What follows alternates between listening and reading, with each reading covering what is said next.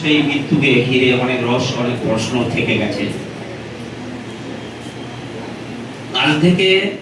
আজ থেকে আগামী 6 জুলাই পর্যন্ত আমরা ডক্টর শ্যামাপ্রসাদ মুখোপাধ্যায়ের স্মৃতিপক্ষ উদযাপনের জন্য ব্রত গ্রহণ করেছি। তার প্রয়াণ দিবসকে বলিদান দিবস উপলক্ষে উদযাপন করার লক্ষ্যে তার জীবন, রাজনৈতিক সংগ্রাম, তার আত্মত্যাগের ইতিহাস নিয়ে আলোচনা করার জন্য আমরা এই সভাকক্ষে উপস্থিত হয়েছি। প্রধান অতিথি হিসাবে আমরা আজকে যাকে পেয়েছি, উনি আমাদের ex union minister of state for education, government of India, doctor Subhash Sarkar মহাশয়কে। কেন্দ্রীয় মন্ত্রী হিসাবে সারা ভারতে ন্যাশনাল এডুকেশন পলিসি 2020 ইমপ্লিমেন্টেশনে উনি গুরুত্বপূর্ণ ভূমিকা পালন করেছেন। ব্যক্তিগত জীবনে উনি একজন সফল স্ত্রী ও প্রসূতি বিশেষজ্ঞ। 40,000-এর উপর বেশি সন্তানের প্রসব করিয়েছেন, তাদের এই পৃথিবীর আলো দেখিয়েছেন। বিভিন্ন ক্রিটিক্যাল সিচুয়েশনে শত শত মা ও শিশুর জীবন রক্ষা করেছেন। এমন একজন প্রতিষ্ঠিত ডাক্তার, রসে বসে আমাদের দিব্যি কাটিয়ে দিতে পারতেন তার জীবন।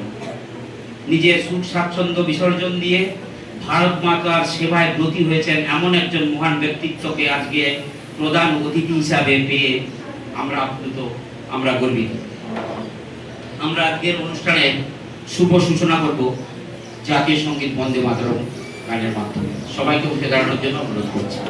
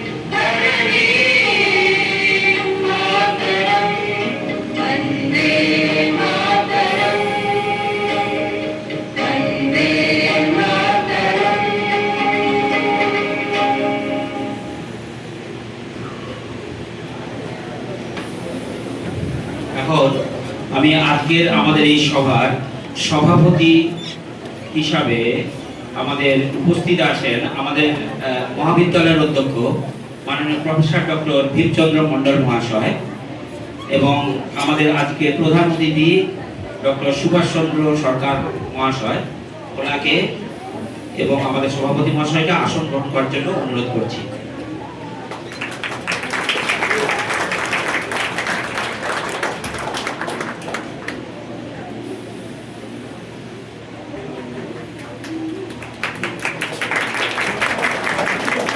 এখন আমরা আমাদের সভাপতিকে বরণ করে নেব। সভাপতিকে বরণ করছে আমাদের ছাত্রী সুদীপা।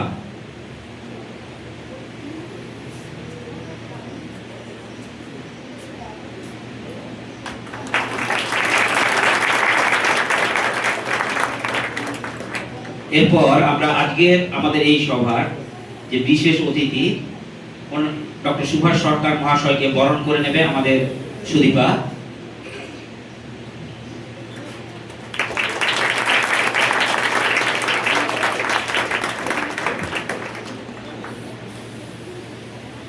উত্তরীয় পরিয়ে ডক্টর সুভাষ সরকার মহাশয়কে সম্মান জানাবেন আমাদের অধ্যক্ষ মাননীয় ডক্টর ভীমচন্দ্র মণ্ডল মহাশয়।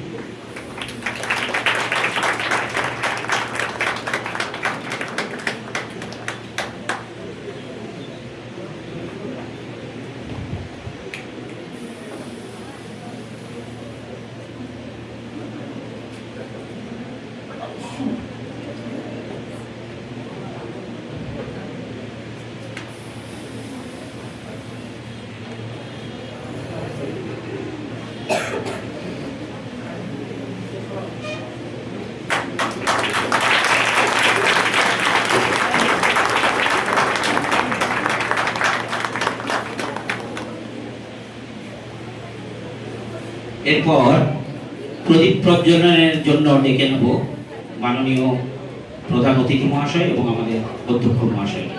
Please sir.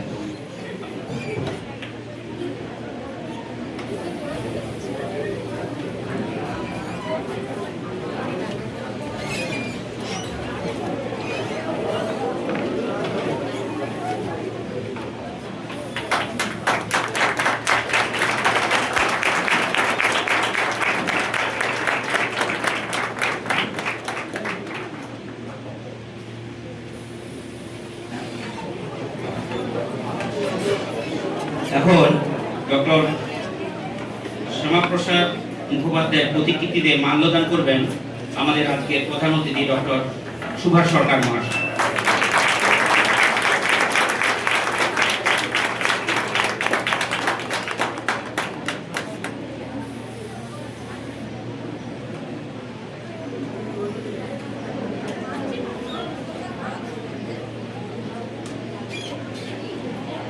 পুষ্পার্ঘ অর্পণ করে শ্রদ্ধা জ্ঞাপনের জন্য মাননীয় অধ্যক্ষ মহাশয়কে অনুরোধ করছি।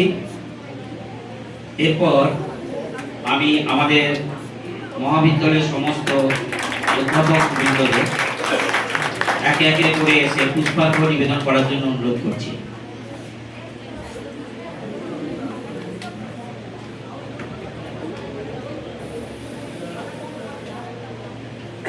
এছাড়াও আমাদের উপস্থিত মহাবিদ্যালয়ের উপস্থিত সমস্ত শিক্ষাকর্মী বন্ধুদেরও বলছি, আপনারা একে একে এসে পুষ্পার্ঘ অর্পণ করবেন।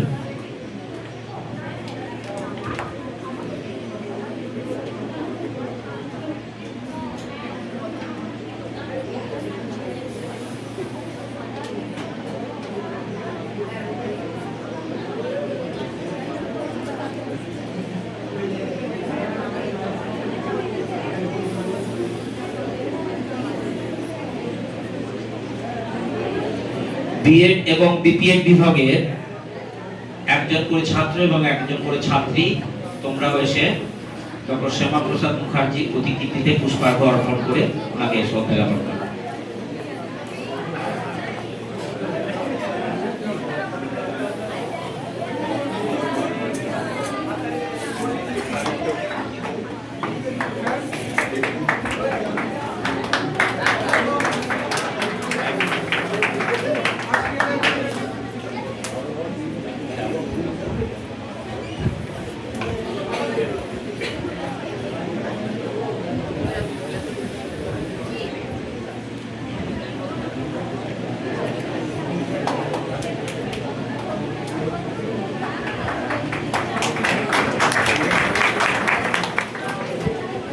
এখন স্বাগত ভাষণের জন্য আমি আমাদের মহাবিদ্যালয়ের অধ্যক্ষ মাননীয় ডক্টর ভীমচন্দ্র মণ্ডল মহাশয়কে অনুরোধ জানাচ্ছি।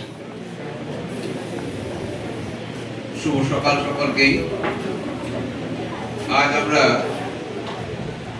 যে উদ্দেশ্যে আমরা এখানে মিলিত হয়েছি সেটা রাজ্য সরকারের একটা কার্যক্রম, যার নাম শ্যামাপ্রসাদ স্মৃতিপক্ষ, যার কার্যকাল 23/6/26 থেকে 6/7/2026। আমাদের এই প্রোগ্রামের আজকে শুরুর দিন, এবং শুরুর দিনে অতিথি হিসাবে আমরা যাকে পেয়েছি তার পরিচয় আমাদের ডক্টর সুশান্ত জানা দিয়েছেন। তিনি একজন প্রথিতযশা ডক্টর থেকে বিভিন্ন রাজনৈতিক কর্মকাণ্ডেও যুক্ত আছেন, এবং আমরা যে এনইপি 2020 যেটার আমরা ইমপ্লিমেন্টেশন পাচ্ছি, যে সময় এটা অঙ্কুর থেকে প্রসব হচ্ছিল তখন তিনি কিন্তু কেন্দ্রীয় সরকারের শিক্ষা প্রতিমন্ত্রী হিসাবে তার দায়িত্ব পালন করেছেন, এবং তিনি এনইপি 2020 সম্পর্কে তার যথাযথ চিন্তা ভাবনা যেগুলো দিয়েছেন, যেটা গোটা ভারতবর্ষে তার রূপ এবং সেটা প্রতিফলিত হচ্ছে, এবং আমাদের রাজ্যেও সেই এনইপি 2020 চালু হয়েছে, তার প্রত্যক্ষ ভূমিকা তিনি নিয়েছিলেন। তিনি সংঘের একজন অত্যন্ত পরিচিত মুখ, এবং তিনি 1978-এ এবিভির স্টেট সেক্রেটারি হিসাবেও কাজ করেছেন, এবং সংঘ থেকে তিনি 1964 থেকে সংঘের সাথে যুক্ত, এবং তার বিভিন্ন যে কার্যাবলী শুরু থেকে তার যে সাধারণ জীবনযাত্রা, সাধারণ জীবন প্রণালী, সেটাকে আজও তিনি মেনটেন করে চলেছেন। তার শিক্ষা জগতে তার অবদান তো বললাম, এবং স্বাস্থ্য ক্ষেত্রেও তার অবদান, ব্যক্তিগত অবদান রয়েছে, সেটা আমাদের ডক্টর জানা বলেছেন, আমি আর সেটাকে রিপিট করেছি না। স্বাভাবিকভাবেই তিনি কিন্তু আমাদের এই দিনগুলোর জন্য একজন অত্যন্ত একজন সুশিক্ষিত এবং দক্ষ বক্তা আমাদের এই প্রোগ্রামটার জন্য। আমরা তাকে পেয়েছি, এবং আমরা নিখিলবঙ্গ শিক্ষণ মহাবিদ্যালয়ের তরফ থেকে ওনাকে আন্তরিক কৃতজ্ঞতা জানাই যে তার যে বিজি শিডিউল, সেই বিজি শিডিউল থেকে আমাদের কলেজের জন্য তিনি এসেছেন, সময় দিয়েছেন। এবং একটা নাম না করলেই না, তাকে পাচ্ছি না, তাকে বলেছিলাম যে ডক্টর প্রণব কুমার সাহা, যার মাধ্যমে স্যারের সাথে যোগাযোগ করেছি, এবং সে অত্যন্ত ব্যস্ত থাকার জন্য তাকেও আমরা আমন্ত্রণ করেছিলাম, ডক্টর সাহাকে আমরা আমন্ত্রণ করেছিলাম, এবং তিনিও একজন বিশিষ্ট শ্যামাপ্রসাদ গবেষক, কিন্তু তাকে আমরা পাচ্ছি না, একটা নির্দিষ্ট কাজে তিনি অত্যন্ত ব্যস্ত আছেন। ফলে আমরা পরে তাকে নিয়ে আসবো। আজকে ওনারও আসার কথা ছিল, উনি আসতে পারেননি, ওনাকেও আমাদের আন্তরিক কৃতজ্ঞতা জানাই কলেজের তরফ থেকে। তো যাই হোক, আজকের দিনটা আমরা একসাথে মিলিত হয়েছি শ্যামাপ্রসাদ স্মৃতিপক্ষ। আমরা আগেই দিনে আমরা যেদিন পশ্চিমবঙ্গ দিবস পালন করেছিলাম, সেই পশ্চিমবঙ্গ পালনের দিবসে আমরা শ্যামাপ্রসাদ মুখোপাধ্যায় সম্পর্কে আমরা সামান্য কিছু হলেও জেনেছি, আমরা পুরোটা জানতে পারিনি, বা আমরা বলতে পারি যে আমাদেরকে সেইভাবে জানার সুযোগ হয়নি। কারণ আমাদের ছাত্রছাত্রীরা কচি কচি মাথাগুলোতে যখন আমরা পাঠ্য বিষয়ের মাধ্যমে সেগুলো কিন্তু আমরা জানতে পারি। যেমন আমরা জেনেছি সুভাষচন্দ্রকে, যেমন আমরা জেনেছি মহাত্মা গান্ধীকে, যেমন আমরা জেনেছি অন্যান্য বিদ্যাসাগর, রামকৃষ্ণ বা আমাদের বিবেকানন্দ, প্রত্যেকে যেমন জেনেছি আমাদের পাঠ্যপুস্তকের মাধ্যমে। কিন্তু শ্যামাপ্রসাদকে কোথাও পাঠ্যপুস্তকে স্থান না পাওয়ার দরুন কিন্তু আমরা জানতে পারিনি, অর্থাৎ আমাদেরকে জানানো হয়নি, তাই আমরা জানতে পারিনি। আমরা জানি না মানে তার জন্য আমরা দায়ী তা নয়, কিন্তু আমাদেরকে জানানো হয়নি, কোথাও চেপে দেওয়া হয়েছে, তাই আমরা জানতে পারিনি। আজ আমাদের সরকার পরিবর্তন হয়েছে, সেই জায়গা থেকে এসে তারা প্রথম থেকেই যে জায়গার চিন্তা ভাবনা করছেন, যার জন্য আমরা পশ্চিমবঙ্গতে বাস করছি, তার যে অবদানটাকে তুলে ধরার জন্য সরকারিভাবে অনুষ্ঠান করেছে। আমরা কলেজে 20 তারিখে আমরা করেছি, এবং সরকারি নির্দেশ ক্রমেই আমরা এই শ্যামাপ্রসাদ স্মৃতিপক্ষ, সেই শ্যামাপ্রসাদ স্মৃতিপক্ষটাকে আমরা উদযাপন করছি। আজকে 23 তারিখ থেকে শুরু হচ্ছে, এবং আজকের দিনটা হচ্ছে শ্যামাপ্রসাদ মুখার্জির প্রয়াণ দিবস। তাহলে প্রয়াণ দিবসটা 23শে জুন। সেই প্রয়াণ দিবস কেন, কিভাবে তিনি প্রয়াত হলেন, তাও আজ আমাদের কাছে অত্যন্ত রহস্যময়। কারণ আগের দিনে আলোচনা প্রসঙ্গে তোমাদেরকে যেটা বলছিলাম যে দেশ ভাগ হলো, সমস্ত কিছু ভাগ হলো, তারপর দেশ ভাগের সময় যে বিভিন্ন অঙ্গরাজ্যগুলো ছিল, সেই অঙ্গরাজ্য যেমন হায়দ্রাবাদ, ত্রিপুরা, অনেক অঙ্গরাজ্য ছিল, তার মধ্যে একটা ছিল কাশ্মীর। তখন কাশ্মীরের রাজা ছিল, আমি এটার ইতিহাসটা পড়েছিলাম, শ্রী হরি সিং। এবার হরি সিং কি করলো, তখন একটা তো অপশন দিচ্ছিল যে আপনারা ইন্ডিয়াতে যুক্ত হতে পারেন, পাকিস্তানে যুক্ত হতে পারেন বা স্বাধীনভাবে থাকতে পারেন। তো হরি সিং তার অদূরদর্শিতার পরিচয় দেন, কারণ একটা সার্বভৌম রাজ্য করতে গেলে যেটা দরকার সেটা হচ্ছে বহিঃশত্রুর আক্রমণ থেকে রক্ষা পাওয়ার জন্য সৈন্যবল। তো তার যা সৈন্যবল ছিল সেটা কোনো মতেই বহিঃশত্রুর আক্রমণ থেকে রক্ষা করার পক্ষে কিন্তু যথাযথ ছিল না। ফলে তার সিদ্ধান্তটা ভুল ছিল। যেই মুহূর্তে তিনি স্বাধীনতা ঘোষণা করলেন যে কাশ্মীর স্বাধীন থাকবে, সেই মুহূর্তে কিন্তু ওই পাকিস্তানের হানাদার, আমরা হানাদারই বলবো, সেই হানাদাররা কিন্তু যে মুহূর্তে কাশ্মীরকে আক্রমণ করলো, তখন কিন্তু আর হরি সিং এর কাছে আত্মরক্ষা করার মতো কোনো জায়গা ছিল না। তিনি কাশ্মীর ছেড়ে জম্মুতে এসে পরে ভারত সরকারের তৎকালীন যে প্রধানমন্ত্রী জওহরলাল নেহরুর নিকটে আশ্রয় নিলেন যে আমাকে বাঁচাও। তখন ওই ভারত ভুক্তি, যেভাবে ভারত ভুক্তির শর্ত, সেই শর্ত ওকে করা হয়েছিল, এবং ভারত সৈন্যরা তখন তাদেরকে সেই হানাদারকে পিছিয়ে দেওয়ার জন্য যে যুদ্ধ সংগ্রাম শুরু করলো। কিন্তু এইখানে আরেকটা কোথাও ভুল হয়ে গেল, যে সেই বিষয়টাকে, অর্থাৎ আমার সীমানা থেকে সম্পূর্ণরূপে সেই সৈন্য বা হানাদার যারা বলি না কেন, তাদেরকে তাড়িয়ে না দিয়ে রাষ্ট্রসংঘে চলে গিয়েই রাষ্ট্রসংঘ বলে যে যেখানে আছো সেখানে দাঁড়িয়ে যাও, এবং তার সেই অদূরদর্শিতা বলে জন্ম হলো POK। নাম, পুরো নামটা কি? পাক অকুপায়েড কাশ্মীর, যার সমস্যা আজও চলছে। এবং তৎকালীন যেভাবে অন্যান্য রাজ্যগুলোকে ভারতভুক্তি করা হয়েছিল, সেই স্ট্রং যে জায়গাটা কিন্তু কাশ্মীরের জন্য ওই হরি সিং এবং তৎকালীন আরেকজন ছিলেন, নামটা শুনতে পাবেন স্যারের কাছ থেকে, শেখ আব্দুল্লাহ, জন্য কাশ্মীরকে একটা বিশেষ মর্যাদা দিল, যেটা হচ্ছে 370, নামটা আমরা সবাই জানি, 370 মর্যাদাটা দেওয়া হলো, যেখানে উল্লেখিত আছে কি কি দেওয়া হবে। ফলে কি হলো, একটা দেশের মধ্যে আরেকটা দেশ, যেটাই কিন্তু শ্যামাপ্রসাদ গর্জে উঠেছিলেন, বলেছিলেন এক দেশ মে দো প্রধান, দো নিশান, দো বিধান নেই চলে। তো এই জায়গাটা থেকেই কিন্তু তিনি কাশ্মীরকে ভারতের অবিচ্ছেদ্য অংশ বলে মানতেন, এবং তৎকালীন যে কাশ্মীরে প্রবেশ করতে গেলে কাশ্মীর সরকারের পারমিশন নিতে হতো। তো উনি বলেছেন যদি ভারতবর্ষ কাশ্মীরের অন্তর্গত হয় তাহলে আমি কিন্তু কারোর অনুমোদন বা অনুমতি না নিয়ে যাব, কারণ তিনি কোনো সময় কাশ্মীরের এই যে 370 ধারার যে বিশেষ সুযোগ, যেটা তৎকালীন প্রধানমন্ত্রী নেহরু দিয়েছিলেন, সেটাকে তিনি কিন্তু মানতে পারেননি, অত্যন্ত বিরোধিতা করেছেন, এবং তিনি বলেছেন যে আমি কাশ্মীর যাব। এবং সেই কাশ্মীরের সফরসঙ্গী, আমি নামগুলো এই মুহূর্তে আমার মনে পড়ছে না, স্যার বলবেন ওইগুলো, এবং একজন ছিলেন অটল বিহারী বাজপেয়ী। তো সেই সফরসঙ্গী যখন একটা ব্রিজ ক্রস করছে, যেটা করেই কাশ্মীর যাবে, তো সেই সময় কিন্তু কাশ্মীর পুলিশ গ্রেফতার করতে যে আপনি কিন্তু এগুলো আপনাকে আমরা গ্রেফতার করতে বাধ্য। তো শ্যামাপ্রসাদ তো জেনেই গেছেন গ্রেফতার তিনি এটাই করছেন, তিনি এটাকে তো ভায়োলেট করছেন। ফলে উনি তার সাথে যারা ছিলেন, এবং বিশেষ করে ছিলেন অটল বিহারী বাজপেয়ী। অটল বিহারী বাজপেয়ী ছিলেন তখন সাংবাদিক, তিনি বলেছিলেন তোমরা ফিরে যাও, তোমরা দেশের মানুষকে জানাও আমি কাশ্মীরে যাচ্ছি, আমি কাশ্মীর থেকে ফিরে এসে তোমাদের সাথে এই কথা বলবো, এখন তোমরা যাও। ফলে শ্যামাপ্রসাদের আর দুজন সফর সঙ্গী হয়েছিলেন, তাদেরকে বন্দি করে ডাল লেকের উঁচু একটা কোনো পাহাড়ে তাতে রাখা হয়েছিল, এবং সেই বন্দি দশায় তার অসুস্থ হয়ে পড়েন এবং মারা যান। এবং এই যে কিভাবে মারা যান, কার সাথে কি হয়েছিল, এই পুরো ইতিহাস সত্যিই আমাদের জানা নেই যে কেন তিনি মারা গেলেন। কারণ আমরা তৎকালে তিনি একজন ভারতবর্ষের একজন রাজনীতিক, ফলে তার যদি কোনো শরীর অসুস্থতা থাকবে তাহলে তার ট্রিটমেন্ট হবে না, এটা তো হতে পারে না। আমরা যদি কোনো অসুস্থ হই আমি, তাহলে তো আমার সবচেয়ে বেস্ট ট্রিটমেন্ট আমি পাবো। কতটা ট্রিটমেন্ট তাকে দেওয়া হয়েছিল, কি করা হয়েছিল, সেই তার পরবর্তীকালে তার যে মা যোগমায়া দেবী, তৎকালীন যে প্রধানমন্ত্রী জওহরলাল নেহরুকে অনেক চিঠিপত্রও লিখেছিলেন যে কি হয়েছিল আমাকে জানান, যে কি এমন অসুস্থতা হলো, কি এটা হলো যে শ্যামাপ্রসাদ মারা গেল।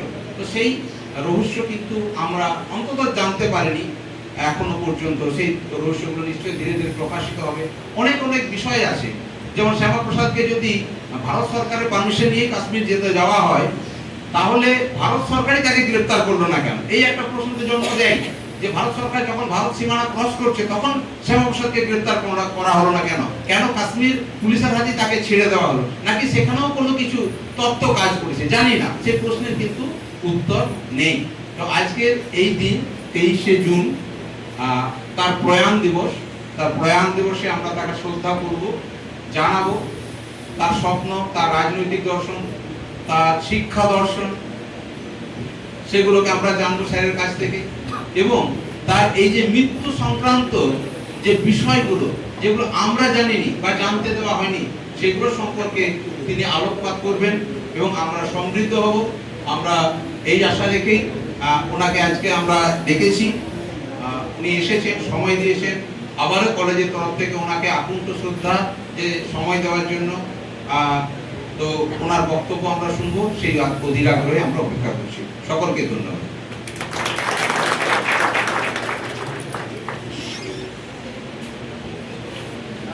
ধন্যবাদ মাননীয় অধ্যক্ষ মহাশয়কে। এখন আমি আজকের সভার প্রধান অতিথি তথা প্রধান বক্তা ডক্টর সুভাষ সরকার মহাশয়কে তার মূল্যবান বক্তব্য রাখার জন্য আহ্বান জানাচ্ছি। भारत माता की भारत माता की আজকে এই নিখিল বঙ্গ শিক্ষণ মহাবিদ্যালয় এই রকম একটি দিনে উপস্থিত থাকতে পেরে আমি নিজেকে ধন্য মনে করছি। আজকে শ্যামাপ্রসাদ মুখোপাধ্যায়ের প্রয়াণ দিবস।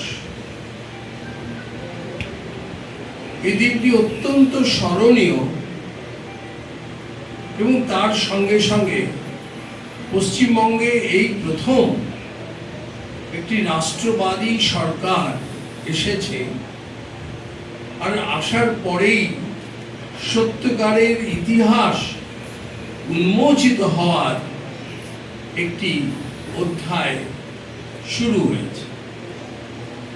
তাই পক্ষকাল ধরে শ্যামাপ্রসাদ মুখোপাধ্যায়কে জানা, বোঝা, মনন, অনুভব এই করা আমাদের ব্যক্তি জীবনে লাভ হবে, পারিবারিক জীবনে লাভ হবে, রাষ্ট্র জীবনে লাভ হবে। আজকের এই সভায় বিশেষভাবে উপস্থিত আছেন আমাদের এই মহাবিদ্যালয়ের অধ্যক্ষ মাননীয় ভীমচন্দ্র মণ্ডল মহাশয়। আমি সমস্ত নাম বলার পরেই থাকতে সভার যে প্রাণ তাতে থাকে। অধ্যাপক দীপ্তিমান ঘোষ, অধ্যাপক সুশান্ত জানা, অধ্যাপক সঞ্জয় ভূঁইয়া, অধ্যাপক তরুণ বিশ্বাস, অধ্যাপক অরবিন্দ দেব, লক্ষ্মীকান্ত কর এবং অন্যান্য শিক্ষা কর্মীবৃন্দ, আর আমার প্রিয় ছাত্রছাত্রী বন্ধু যারা আগামী দিনে শিক্ষক হবে আর শিক্ষক হয়ে ভারতবর্ষের ভবিষ্যৎ নাগরিক তৈরি করবে। তারা আবার কেউ শিক্ষক হবে, কেউ দেশের আধিকারিক হবে। তাদের মধ্যে থেকে কে বলতে পারে কেউ আমার দেশের প্রধানমন্ত্রী হবে, কেউ বা রাষ্ট্রপতি হতে পারে। ঠিক হতে পারে কি না? আমি ভালো শিক্ষক হব এই অনুভূতি আমাদের প্রত্যেকের মধ্যে থাকা উচিত। এক একজন মানুষ, একজন শিক্ষক তার জীবনে যদি 20টি ছাত্র তৈরি করে, যে ছাত্র সমাজে মানুষের মতো মানুষ হবে, এটাই তার কাছে কিন্তু খুব বড় প্রাপ্তি। তো আমরা আজকে কিন্তু 23শে জুন হচ্ছে ওনার প্রয়াণ দিবস। একটি চটপট যদি জার্নি করি আমরা ওনার জীবনের শুরু থেকে, যেটা আপনারা আগামী 6 জুলাই আবার শুনবেন। উনি এমন পরিবারে জন্মগ্রহণ করেছিলেন, সেগুলো আপনারা জানেন, যে স্যার আশুতোষ মুখোপাধ্যায়, যিনি বাংলার বাঘ নামে খ্যাত, যার ছবিতে আমরা খুব বড় গোঁফ দেখতে পাই, কলকাতা বিশ্ববিদ্যালয়ের যিনি ভাইস চ্যান্সেলর ছিলেন, একজন দীপ্ত পুরুষ ছিলেন। আর এই মুখোপাধ্যায় পরিবারের যদি পূর্ব ইতিহাস দেখা যায়, কয়েকশো বছর আগে কৃত্তিবাসী রামায়ণ যে লিখেছিলেন সেই পরিবারের সঙ্গে সম্পৃক্ত হয়ে আছে। শ্যামাপ্রসাদ মুখোপাধ্যায়ের দাদু উনিও ডাক্তার ছিলেন, বিয়ে পাশ করার পরে আবার ডাক্তার করেছেন, গঙ্গাপ্রসাদ মুখোপাধ্যায়। তো এই শ্যামাপ্রসাদ মুখোপাধ্যায়ের যে জীবন, সেখানেও কিন্তু একটা শিক্ষা জীবন একটা ছিল। শিক্ষা জীবন মানে শিক্ষার সঙ্গে সম্পর্কিত সবকিছু। খুব ভালো ছাত্র ছিলেন উনি। এমএ পরীক্ষায় প্রথম শ্রেণীতে প্রথম হয়েছেন, তারপরে আইন পাশ করলেন, আর 24 বছর বয়সে সেনেটের, কলকাতা বিশ্ববিদ্যালয়ের সেনেটের সদস্য হয়েছিলেন। আর 24 বছর বয়সে ভাবুন, আমরা অনেক সময় লেখাপড়াই শেষ করতে পারিনি, কিন্তু 24 বছর বয়সে সেনেটের সদস্য হয়েছিলেন। আর সেই অবস্থাতে ওনাকে চিঠি লিখছেন আচার্য প্রফুল্ল চন্দ্র রায়, লিখছেন, আর উনি মানে সাদা মাঠা লিখতেন, তুমি যদি বাপের বেটা হও, তুমি যদি বাপের বেটা হও, তাহলে আমি এই পত্রতে সমস্ত ল্যাবরেটরির প্রয়োজনীয় যা কিছু পাঠাইলাম তাহা নির্বাহ করিবার ব্যবস্থা করিবে, এবং আমি ডাকযোগে অর্ডার দিলেই যাহাতে সমস্ত কিছু পাইতে পারি, সমস্ত যন্ত্রাংশ এবং গবেষণার জন্য যাহা প্রয়োজন তাহা পাইতে পারি। তার মানে কতটা আপন উনি হয়েছিলেন সকলের মাঝে। এই হতে হতে এই দিকে যেমন চলছে, তেমনি সাংবাদিকতা চলছে। এর মধ্যে মানে ইংল্যান্ডের কেমব্রিজ বিশ্ববিদ্যালয়, কলকাতা বিশ্ববিদ্যালয়ের প্রতিনিধিত্ব করেছেন। সেই প্রতিনিধিত্ব সময়ে যেমন আমরা স্বামী বিবেকানন্দের কথা শুনতে পাই যে 1893 সালে 1893 খ্রিস্টাব্দে চিকাগো ধর্ম মহাসভায় my dear brothers, my dear sisters and brothers of America বলে সারা বিশ্বে ভারতবর্ষের নাম একেবারে উদ্ঘাত করেছে। তো সেই রকম ওই কেমব্রিজে গিয়ে কলকাতা বিশ্ববিদ্যালয়, যে ব্রিটিশ শাসনকালেও কলকাতায় একটা আন্তর্জাতিক খ্যাতি সম্পন্ন বিশ্ববিদ্যালয় আছে, তা উপস্থাপিত করেছে। আর এই হতে হতে উনি আবার ঠিক 5 বছর পরই 29-এ, মানে একদিকে চলছে শিক্ষার সঙ্গে যোগ, সাংবাদিকতা, বই লেখা, আবার 29-এ আইনসভার সদস্য হলেন কংগ্রেসের। আর এর পরে দেখা যাচ্ছে শিক্ষা জগতে এমন ভাবে ওনার সমস্ত মানে সম্পৃক্ততা আসছে যে সবাই তখন ওনাকে 37 সালে কলকাতা বিশ্ববিদ্যালয়ের উপাচার্য হতে হবে। কলকাতা বিশ্ববিদ্যালয়ের উপাচার্য হয়ে অনেক কাণ্ড করেছিলেন। তার মধ্যে অনেকগুলো বিষয় উনি ওখানে যোগ করিয়েছিলেন, অনেক নিয়ম কানুন বদলেছিলেন। কলকাতা বিশ্ববিদ্যালয়ের একটা প্রতীক চিহ্ন হওয়া উচিত, সেটা করেছিলেন। কলকাতা বিশ্ববিদ্যালয়ের স্থাপনা দিবস পালন করার নির্ণয় হয়েছিল এবং নিয়মিত পালন করার ব্যবস্থা করেছিলেন। এবং কলকাতা বিশ্ববিদ্যালয়ের যে পতাকা এবং প্রতীক, তাতে কমল চিহ্ন, পদ্ম ফুল ছিল, যে পদ্ম আমরা মা দুর্গার পুজোতে ব্যবহার করি। ব্রিটিশ আমলে চিন্তা করলাম। এবং ওখানে কলকাতা বিশ্ববিদ্যালয়ে কোনো উৎসব অনুষ্ঠানে সব ইংরেজিতে বলতে হতো। উনি প্রথম মানে যোগ্য বাপের বেটা হয়ে রবীন্দ্রনাথ ঠাকুরকে আমন্ত্রণ করেছিলেন এবং কবিগুরুকে বলেছিলেন, কবিগুরু আপনি বাংলাতে আপনার বক্তব্য রাখবেন। এটা হিম্মত করে করেছে। এই পর্ব হলো। এরপরে যখন বাংলাতে নানান দিক থেকে সাম্প্রদায়িক দাঙ্গা হচ্ছে, সেই সময়ে আবার ওনাকে 38 সালে ওনাকে হিন্দু মহাসভার একটি অধিবেশনে ডাকা হয়। হিন্দু মহাসভার অধিবেশনে ডাকার পরে সেখানে বক্তব্য রেখেছিলেন, আর ঠিক পরের বছরই ওনাকে হিন্দু মহাসভার সভাপতি হিসেবে দায়িত্ব দেওয়া হয়। হতে হতে 40-এর দশক অতিক্রম করলো। তখন আমাদের এখানেও কিন্তু ভোট হতো। এই ভোট যে হতো সেখানে আবার প্রক্রিয়াটা অন্য ছিল। ইন্ডিয়ান কাউন্সিল অ্যাক্ট 1909 তাতে মানে হিন্দুরা বেশি হিন্দু ভোট দিয়ে কম প্রতিনিধি পেতেন, মুসলমানরা কম প্রতিনিধি ভোট দিয়ে বেশি প্রতিনিধি পেতেন।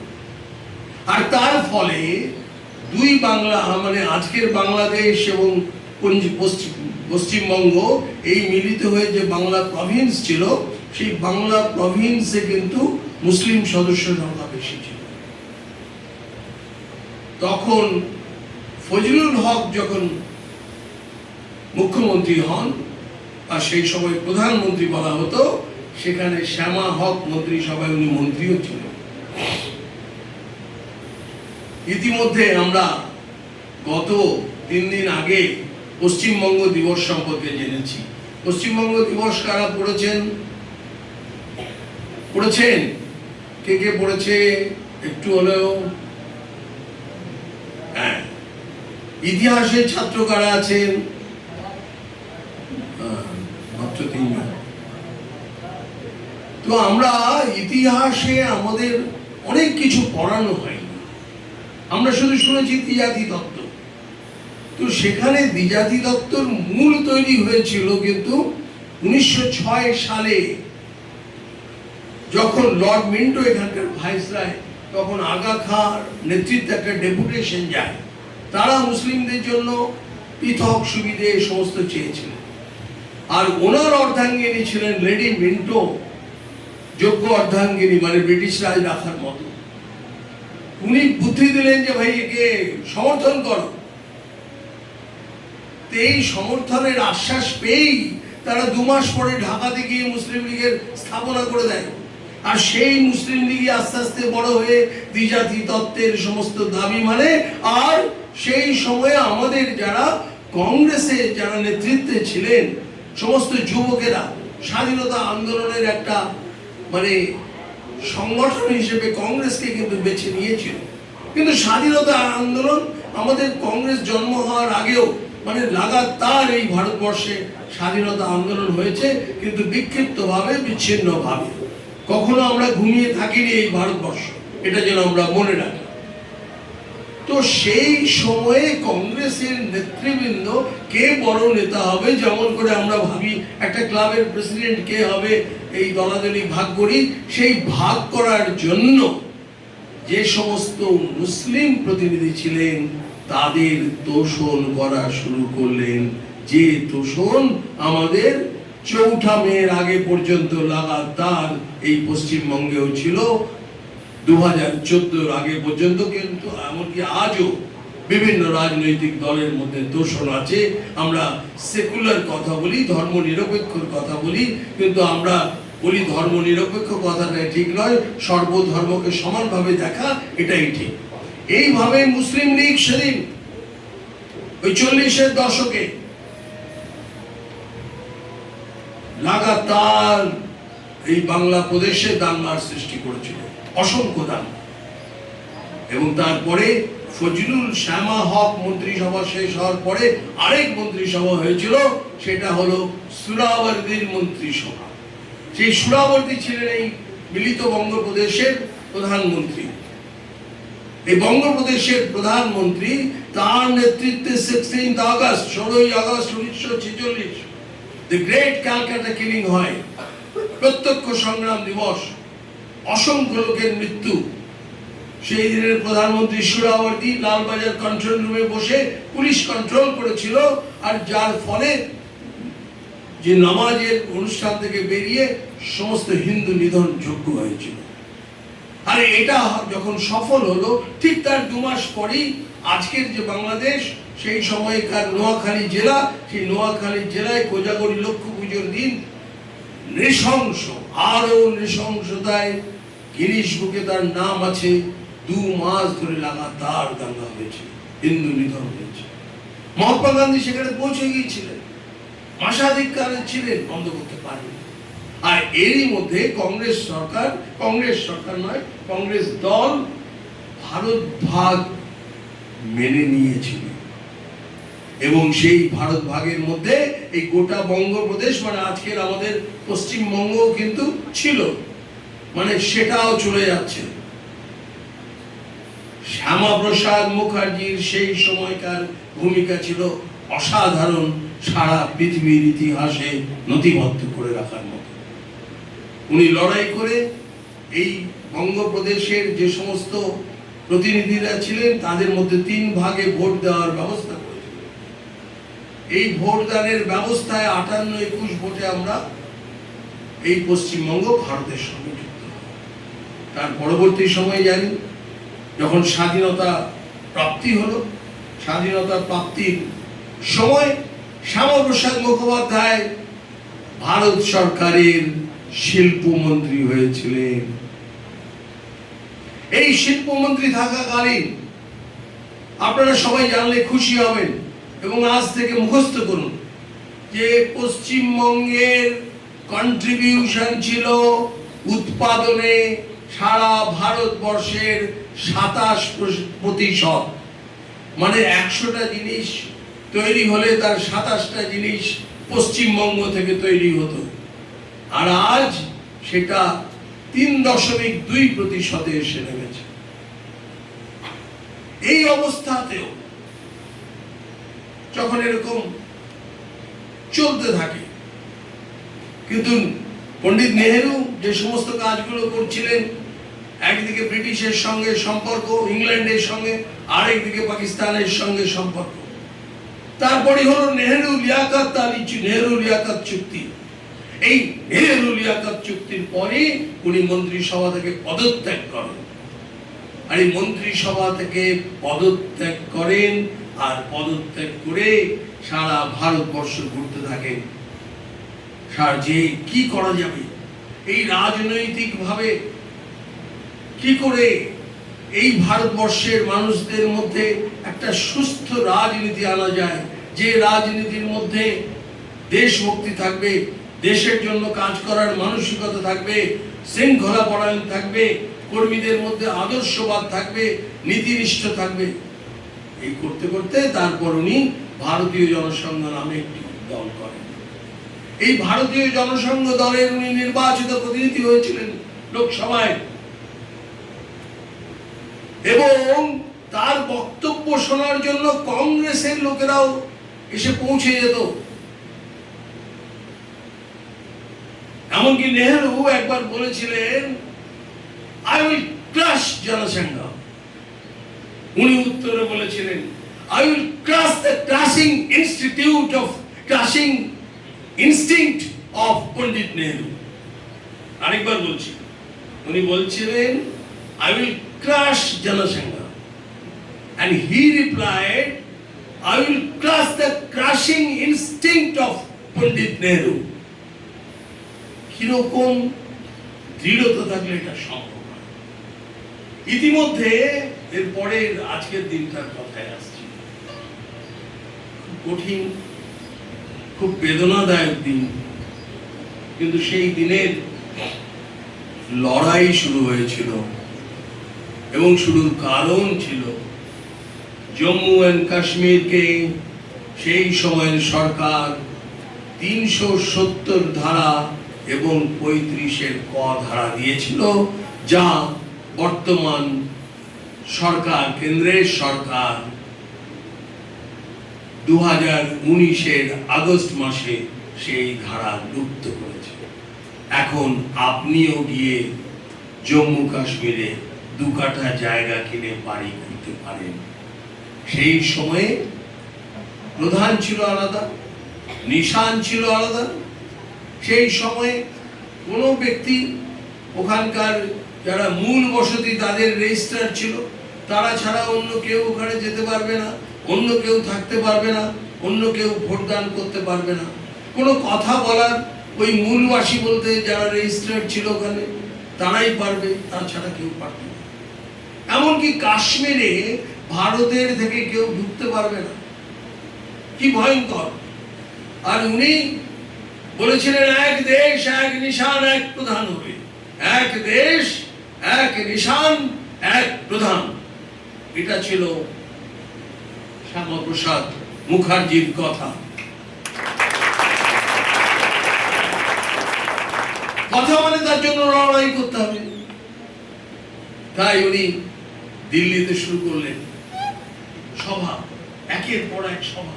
সভাতে প্রচুর লোক হচ্ছে। তারপরে কাশ্মীর দিবসের ডাক দিলেন। সারা কাশ্মীর উত্তাল হয়ে উঠল। সমস্ত যুবকেরা সেই কাশ্মীর দিবস পালন করছে। পাঞ্জাব, দিল্লি, হরিয়ানা সব। এরপরে প্রচুর 400 যুবক শহীদ হয়েছিল সেই সময় কাশ্মীরে। অথচ শেখ আব্দুল্লাহ বলছে সব ঠিক আছে। শ্যামাপ্রসাদ মুখোপাধ্যায় তিনি বললেন আমি যাব কাশ্মীরে, কাশ্মীরে যাব সমস্ত যুবকদের কাছে সেখানকার পরিস্থিতি দেখতে।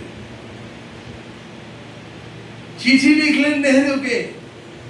নেহেরু কিন্তু বারণ করলেন না, একবার শুধু স্মরণ করিয়েছিলেন যে ওখানে যেতে গেলে পারমিট দিতে হবে, ব্যাস, কিন্তু বারণ করেননি। সেই থেকে ষড়যন্ত্রের প্রারম্ভ। 8ই মে উনি ট্রেনে চাপলেন, আর একে একে সমস্ত বিভিন্ন জেলা প্রবাস করলেন, করে অন্তিমে 10 তারিখ জলন্ধর থেকে যখন ট্রেনে উঠছেন তখন দেখা যাচ্ছে যে একজন সরকারি আধিকারিক তার সঙ্গে ট্রেনে উঠলেন। তিনি বললেন যে আমাকে সরকার থেকে দায়িত্ব দেওয়া হয়েছে আপনাকে সসম্মানে গুরুদাসপুর পর্যন্ত পৌঁছে দেওয়া। আবার গুরুদাসপুরে নতুন অফিসার এলেন, তিনি রইলেন পাঠানকোট পর্যন্ত। পাঠানকোট থেকে আবার রিসিভ করে তার জন্য গাড়ির ব্যবস্থা করা হলো।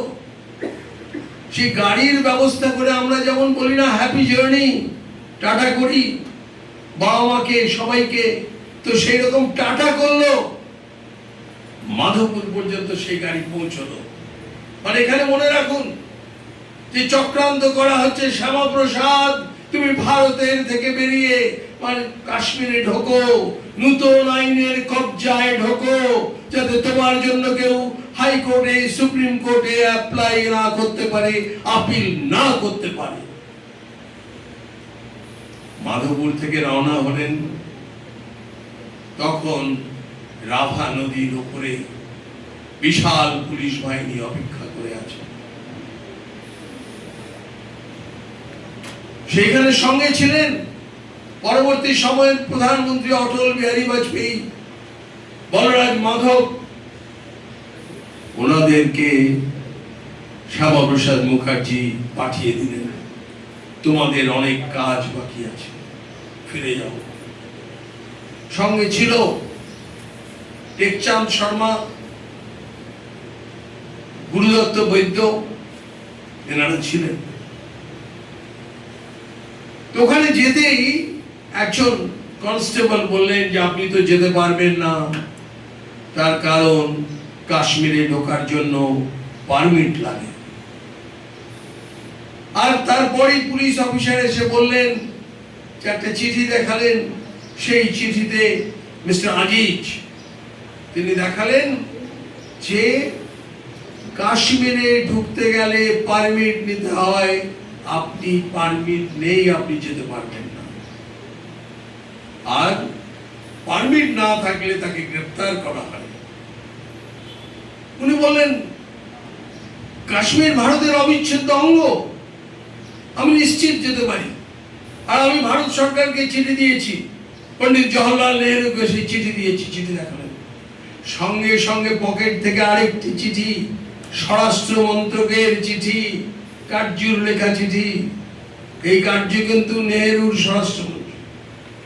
তিনি বলছেন যে আপনাকে, ওখানকার যিনি আইজি, সে বলছে যে আপনাকে গ্রেফতার করা হলো, ওনাকে গ্রেফতার করা হলো 10ই মে। গ্রেফতার করে একটি জেলে নেওয়া হলো, সেখান থেকে আরেকটি জেল, আরেকটি অতিথি আবাস। এরপরে দিনের পর দিন তাকে এমন একটি ছোট্ট কুঠুরিতে রাখা হয়েছিল, যে কুঠুরিটি একেবারে স্যাঁতসেঁতে, নিয়মিত কোনো চিকিৎসার ব্যবস্থা ছিল না। মায়ের লেখা চিঠি এমন হয়েছে, 11ই জুন যে চিঠির প্রাপ্তি স্ট্যাম্প পড়েছে, সেই চিঠি শ্যামাপ্রসাদ মুখার্জি মৃত্যুর আগেও পাননি। 15ই জুনে শ্যামাপ্রসাদ মুখোপাধ্যায়ের লেখা মাকে দেওয়া চিঠি, এই রকম একের পর এক, একটার পর একটা চিঠি, সমস্ত চিঠি একসঙ্গে প্যাকেট হয়ে শ্যামাপ্রসাদের মৃতদেহ কলকাতা পৌঁছানোর 2 দিন পরে এসে পৌঁছলো। এই ছিল ব্যবস্থা। এরপরে ওই স্যাঁতসেঁতে পরিবেশে থেকে তার ভয়ঙ্কর ঠান্ডা লাগলো, প্লুরিসি হলো। আমাদের যে ফুসফুস আছে, সেই ফুসফুসের আবরণ যে থাকে, সেই আবরণকে বলে প্লুরা। এই প্লুরাতে যখন প্রদাহ হয় তাকে বলে প্লুরিসি। অর্থাৎ প্লুরাতে প্রদাহ হয়ে প্লুরিসি হলে ফুসফুসের যেমন বৃদ্ধি আবার সংকোচন, এই বিষয়টা হতে বাধা দেয়, মানে শ্বাসকষ্ট নিতে ভয়ঙ্কর কষ্ট হয়। তার চিকিৎসা, কখনো একজন জেনারেল ফিজিশিয়ান দেখছেন, কখনো চেস্ট ফিজিশিয়ান দেখছেন, কখনো নিউরো ফিজিশিয়ান দেখছেন, এইরকম অবস্থা। 22 তারিখ সকালে যখন অত্যন্ত খারাপ অবস্থা, জ্বর প্রচুর, 104.5, ওনার লেখা ছিল যে ওনার ইনজেকশন স্ট্রেপ্টোমাইসিনে অ্যালার্জি হয়। এই বলা সত্ত্বেও জোর করে তাকে ইনজেকশন স্ট্রেপ্টোমাইসিন দেওয়া হয়েছিল। তারপরে যখন সেই জেল থেকে যখন হাসপাতালে নিয়ে যাওয়া হচ্ছে, অদ্ভুত ব্যাপার, হাসপাতালে নিয়ে যাওয়া হলো কোথায়? একটি মহিলাদের চিকিৎসার হাসপাতাল, মহিলাদের চিকিৎসার হাসপাতাল। সেখানে সর্বক্ষণের জন্য ডাক্তারও ছিলেন না। আর এমনকি ওই যে টেকচাঁদ শর্মা, গুরুদত্ত বৈদ্য, তাদেরকেও পর্যন্ত কাছে থাকতে দেওয়া হয়নি। এই ভয়ঙ্কর পরিস্থিতি, এবং এই পরিস্থিতির সমস্ত কিছুতেও কখনো তার বাড়ির লোককে কিন্তু জানানো হচ্ছে না যে শ্যামাপ্রসাদকে জেল থেকে হাসপাতালে নিয়ে যাওয়া হচ্ছে। কোনো খবর নেই, কোনো টেলিগ্রাম নেই, কোনো ফোন নেই, কোনো পত্র নেই, কোনো কিছু নেই। ক্রমাগত হৃদযন্ত্রের গতি আস্তে আস্তে কমতে লাগলো, তার ব্লাড প্রেশার কমতে লাগলো। কিন্তু ব্লাড প্রেশার কমে গেলে ব্লাড প্রেশারকে বৃদ্ধি করার যে সমস্ত চিকিৎসা, সেই চিকিৎসাই হলো না। তার কারণ আরো বেশি করে যে সেই হাসপাতালে সেই ধরনের চিকিৎসকই ছিলেন না। অবশেষে 22 তারিখের রাত সম্পূর্ণ হওয়ার পরে 23 তারিখের 3টে নাগাদ তার প্রয়াণ হলো। অদ্ভুত লাগবে যে তার প্রয়াণ হলো। প্রয়াণ হওয়ার পরে তারপরেও তার মার কাছে খবর নেই। প্রায় 3 ঘন্টা পরে খবর দিচ্ছে তিনি মারা গেছেন। সে বিরামেঘে বজ্রপাতের মতো। এমনকি কাশ্মীরের যে বিশিষ্ট লোকেরা, তাদেরকে পর্যন্ত খবর দেওয়া হয়নি। করণ সিং পর্যন্ত তার এতে লিখেছেন যে শ্যামাপ্রসাদের শবদেহ কাশ্মীর থেকে যখন কলকাতা পৌঁছচ্ছে বা কাশ্মীর থেকে বেরিয়ে যাচ্ছে, তার আগেও তিনি কোনো খবর পাননি। তারপরে শ্যামাপ্রসাদের দেহ কলকাতায় পৌঁছল। আপনাদের একটা বিষয় জানলে খুব ভালো লাগবে যে শ্যামাপ্রসাদের শবদেহের যে যাত্রা হয়েছে, সেই যাত্রা রবীন্দ্রনাথের শবদেহের যে যাত্রা যে লোক হয়েছিল তার থেকে কোনো অংশে কম নয়। আমরা কাউকে ছোট করতে চাইছি না। অনেক ঐতিহাসিক বলেন যে সেই যে একেবারে জনস্রোত, সেই জনস্রোতকেও যেন ছাপিয়ে গিয়েছিল। তার কারণ বিশেষ করে তখন বাংলার মানুষ আবেগে আপ্লুত, তার কারণ এই শ্যামাপ্রসাদের জন্যই তারা ভারতবর্ষে থাকতে পেরেছে। এরপরে শ্যামাপ্রসাদের মা, তিনি তৎকালীন মুখ্যমন্ত্রী বিধানচন্দ্র রায়কে চিঠি লিখলেন, প্রধানমন্ত্রী পণ্ডিত নেহরুকে চিঠি লিখলেন, এমনকি আবেদন করলেন যে এর জন্য তদন্ত আমি দাবি করছি। সেখানে উত্তরে লিখছেন যে আপনার ছেলেকে কাশ্মীর সরকার খুব ভালো ব্যবস্থায় রেখেছিল। ওইটি ভালো ব্যবস্থা যে অসুস্থ হওয়ার পর ডাক্তার দেখলো না, জানা সত্ত্বেও ইঞ্জেকশন সেপ্টোমাইসিন দিল, জানা সত্ত্বেও একটি মহিলাদের চিকিৎসার হাসপাতালে তাকে ভর্তি করা হলো। আবার অতুল্য ঘোষকে পণ্ডিত নেহেরু লিখছে যে শ্যামাপ্রসাদ মুখোপাধ্যায়ের সমস্ত ব্যবস্থা কাশ্মীর সরকার অত্যন্ত ভালোভাবে করিয়াছিল। সেই আবার বিধানচন্দ্র রায়কে লিখছে, আমি বিষয়টি ভাবছি। এই ধরনের সমস্ত চিঠির যে উত্তর এবং ঘটনাক্রম নিশ্চিতভাবে প্রমাণ করে এটি একটি ষড়যন্ত্র।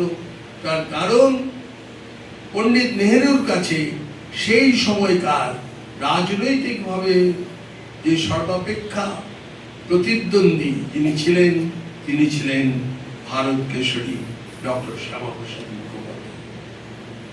তাই এক দেশ, এক মিশন, সারা দেশকে সংগঠিত ঐক্যবদ্ধ যিনি আহ্বান দেন, তিনি নিজের জীবন আহুতি দিয়ে সেই কথা সমস্ত দেশবাসীকে প্রজন্ম থেকে প্রজন্মান্তরে স্মরণ রাখার জন্য বলিদান হয়ে গেল।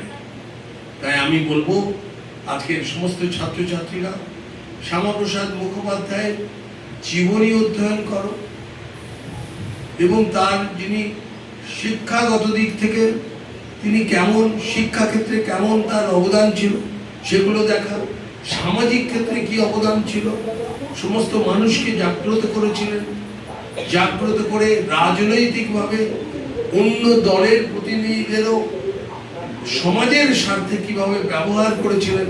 তার কারণ বঙ্গপ্রদেশে সেদিন যে অবস্থা ছিল সেই রকম সিন্ধু প্রদেশেও ছিল। সিন্ধু প্রদেশে অনেকে আজকে কমিউনিস্টরা, এমনকি কংগ্রেসের লোকেরাও বলেন যে কংগ্রেসীরাও তো সেদিন সই করেছিল, শ্যামাপ্রসাদ একজন সই করেছিলেন, সে একজন যদি সই না করত তাহলেও নাকি পশ্চিমবঙ্গ ভারতের সঙ্গে যুক্ত থাকত।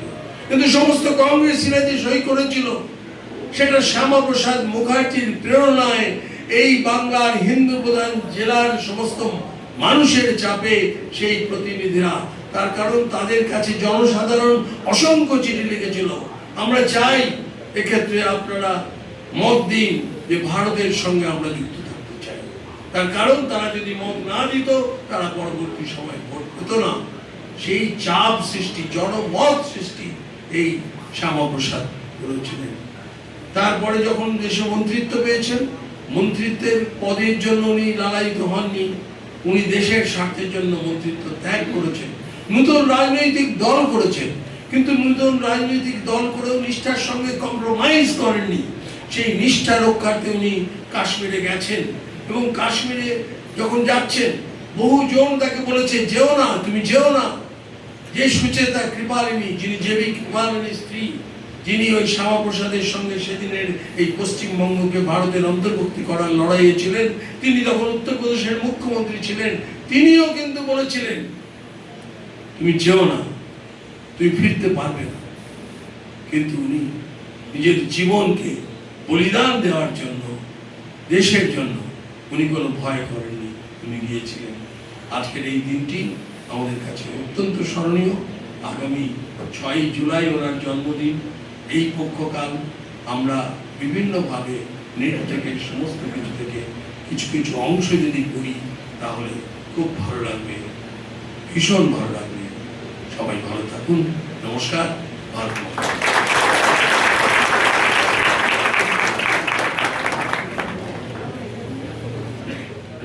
অসংখ্য ধন্যবাদ ডক্টর সুভাষ সরকার মহাশয়কে। আশা করি আমাদের ছাত্রছাত্রীরা এবং আমরা অনেকটাই সমৃদ্ধ হয়েছি। ডক্টর শ্যামাপ্রসাদ মুখার্জি সম্পর্কে ওনাকে নিয়ে চর্চা আমাদের এই পক্ষ কালব্যাপী চলতেই থাকবে। আমরা বিভিন্ন প্রোগ্রামেরও ব্যবস্থা করেছি, আস্তে আস্তে নোটিশের মাধ্যমে তোমরা জানতে পারবে। এখন ধন্যবাদ জ্ঞাপনের জন্য আমি আমাদের অধ্যক্ষ ডক্টর ভীমচন্দ্র মন্ডল মহাশয়কে অনুরোধ করছি।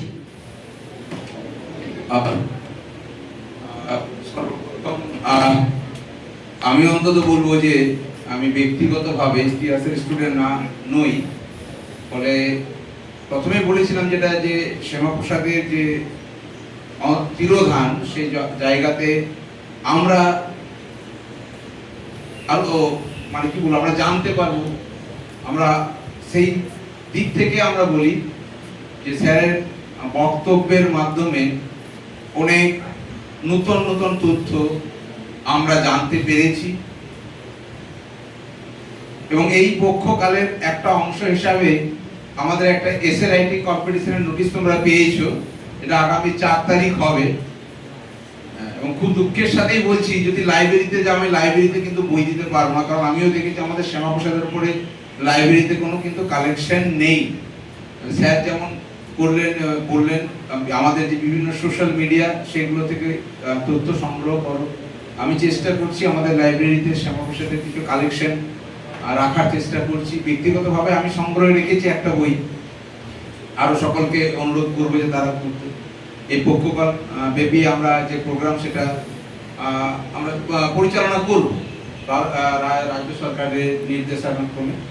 আর স্যারকেও আমাদের কলেজের তরফ থেকে আকুণ্ঠ শ্রদ্ধা নিবেদন করছি, কারণ তার এই বক্তব্যের মাধ্যমে সুনির্দিষ্ট তথ্যের নিরিখেই তিনি কিন্তু বক্তব্য রেখেছেন।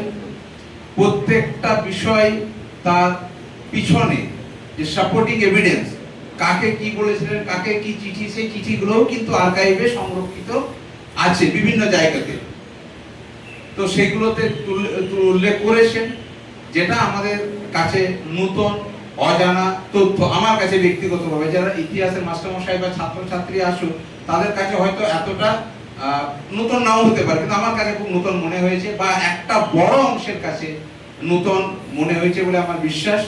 ফলে যে রাজ্য সরকারের নির্দেশে যে পক্ষকালব্যাপী যে তাকে নিয়ে চর্চা রয়েছে, নিখিলবঙ্গ শিক্ষণ মহাবিদ্যালয় একটা সরকারি প্রতিষ্ঠান হিসাবে তার যে কার্যভার, তার যে কার্যাবলী পরিচালনা করছে, এবং আগামী 6 পর্যন্ত, যদিও আমাদের পরিকল্পনা ছিল 6 তারিখে ওনার জন্মদিন পালন করা, কিন্তু গতকাল বাজেটে রাজ্য সরকার এই দিনটাকে ছুটি ঘোষণা করেছে।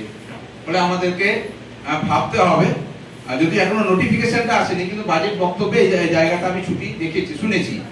ফলে আমরা পরবর্তীকালে ওই প্রোগ্রামটা 6 তারিখে প্রোগ্রামটা কবে হবে বা আমরা কিভাবে করব, আমরা কোনো সেমিনার করব কিনা আমরা নোটিফাই করে জানিয়ে দেবো। ফলে আজকের দিনের এই যে তিরোধান দিবসে তাকে যে শ্রদ্ধাঞ্জলি আমরা দিতে পেরেছি, তার জন্যে যে প্রধান বক্তা সুভাষ সরকারের কাছে আমরা আবার ধন্যবাদ জ্ঞাপন করে জাতীয় ত্রস্ত জনগণ মনোনয়ন এর মাধ্যমে আমাদের এই প্রোগ্রামটা শেষ হবে। সকলকে উঠে দাঁড়ানোর জন্য অনুরোধ করছি।